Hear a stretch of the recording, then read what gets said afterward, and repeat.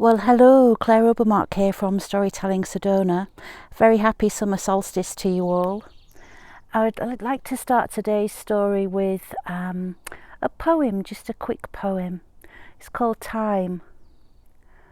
In many places, the soil left at the end of the last ice age is still forming. The naked rock may become limestone. All soil is still forming. When ice fissures expand, it forces rock apart, physically weathering it, just as lines on our faces. The rain brings an acidic peel of chemical weathering. The rocks get covered in lichen, algae, and fungus, break it down to release its nutrients. They feed upon it, then new lichen grows on top, and the dead lichen becomes soil. Life creates soil, and soil creates life. If you disrupt one, you disrupt the other. They are an ancient balance, stones. In the blink of an eye, humans tilled soil 400 million years old, farmed it, drained it, built on it. In the blink of an eye, I saw Epona gallop down the slope on that June day, unhindered by tilled soil or setting stone. Things change yet stay the same. In and back through time they roam. Stones can shape our understanding of the Neolithic and Bronze Ages and bridge our cultures through their great stories. So here too in Arizona at special places, there are stones decorated by Native Americans, and during times of looking at them we can compare and align strikingly similar patterns etched into them to the ones that we find on the other side of the world. So here we're looking at the famed red rocks of Sedona, and they're red because once they were below sea level and they've been stained over millions of years by iron oxide, otherwise rust, And the same solstices and equinoxes measured and celebrated here are mirrored thousands of miles away. The stories may be slightly different, but they bridge us together. And these old stones that we find, they weren't all just burial places, but places where people came together for ritual, social exchange and trade.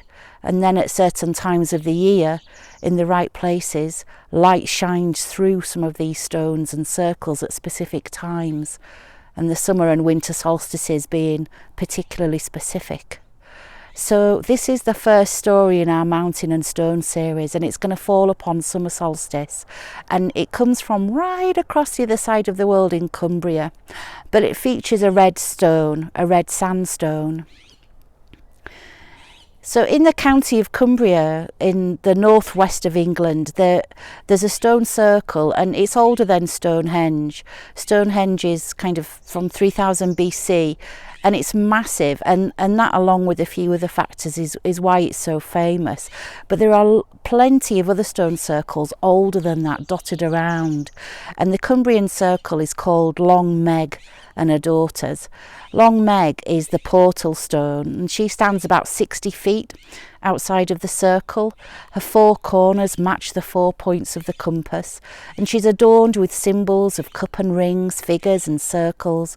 And she has her bolder daughters, and they are quite fancifully dressed, shining as natural rhyolite, a form of granite. Many have tried to count how many daughters there are in the circle, and many have never succeeded arriving at the same figure twice. If you do, you must put your ear to Long Meg to hear her whisper. Through the ages, her ancient voice reaching into the present as these stones before your eyes. They stand sturdily through the sunrises and sunsets of equinoxes and solstices, of northerly and southerly moon cycles. Long Meg and her daughters keep both solar and lunar time.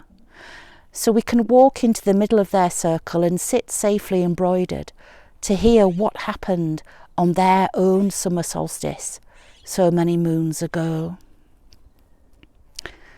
Well, there was once a woman called Margaret, although folk that knew her called her Meg. And folk that knew her would also say that she followed the old religion. The local priests followed the new religion, so to speak. but they were both always cordial and respectful to each other. After all, haven't some of our best folk and fairy tales been collected by local priests, men sent out to purposefully get to know the local tales, myths and legends surrounding their flock? It's a fine pursuit of time, very fine indeed, most enlightening. So a lot of our stories that we're aware of have been collected by men of the church.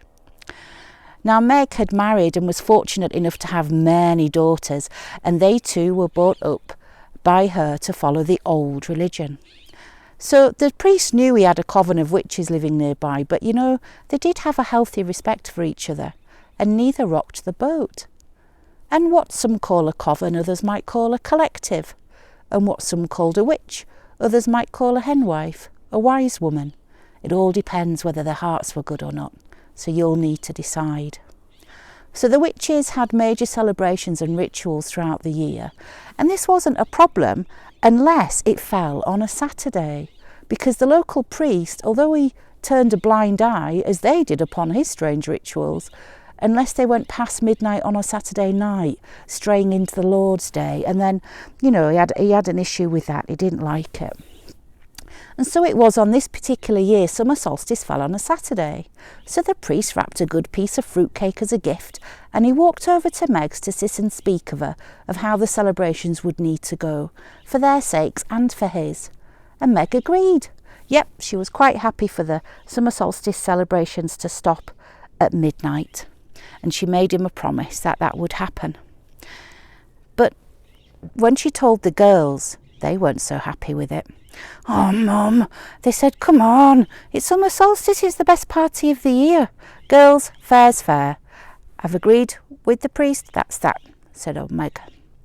Well, the issue went unresolved, and the girls made their way out into the fields with the other folk from the village to celebrate the longest day. We have the most light on summer solstice. It's a wonderful day, very popular for wedding celebrations, and it's just a beautiful, great celebratory day of a season change. Now, come 11:30 at night, Meg paid the musicians and asked that they play the last dance, which they did. And they set off back home afterwards with Meg, and at the very moment they started setting back off home, up through the fields came a figure in a long hooded cloak with a fiddle under his arm. He approached the dancers and asked if they were in need of a musician. So the girls gave him some money and said yes, they'd like the dance to continue. Well, that fiddler played a tune so fast and merry that the girls could do nothing except spin. Round and around they danced and swirled in a frenzy, entranced by the sound of the stranger's fiddle. And as the church bell chimed midnight, the priest could still hear the music, faster and faster, music he knew was not of this earth. He dropped to his knees in prayer, and as he did so there was a huge crack of thunder and a streak of lightning and a great light. And all the daughters, including Meg, who was still just walking away nearby, were turned to stone. Now some say if you count those stones and reach the same number twice, they'll come to life and chase you down the hill. In the 19th century, the landowner hired men to remove the stones, and they set up explosives, and they lit the fuse trails, but just as the flame reached the powder kegs, the sky opened, and with an earth-shattering bolt of thunder and lightning,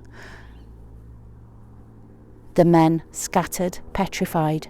The sky had been completely clear beforehand.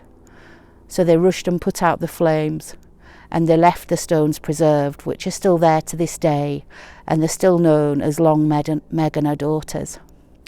So if you're ever in Cumbria, you should look out for Taffy Thomas, and if he's about, ask him to tell you this story again. Happy summer solstice. Bye-bye.